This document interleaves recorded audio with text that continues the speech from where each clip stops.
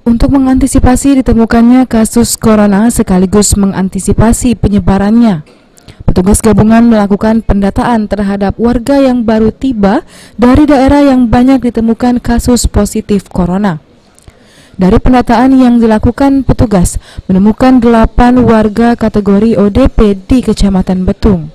Sebelum melakukan pendataan terhadap warga yang baru tiba dari daerah yang banyak ditemukan kasus positif corona, petugas terlebih dahulu dilengkapi dengan alat pelindung diri yang telah diterima oleh Puskesmas Betung.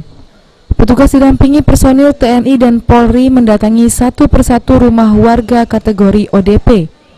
Dalam pendataan, riwayat perjalanan ODP kemudian dicatat. Dari sejumlah data yang didapatkan, seluruh warga yang datang dari Yogyakarta, serta 1 orang jemaah tablik yang baru datang dari silaturahmi akbar di Kalimantan. Dengan penambahan 8 orang ODP di Kecamatan Betung, maka data per 30 Maret 2020 dari laman resmi COVID-19 banyuasinkap.go.id berjumlah 41 orang. Sulaiman, PAL TV.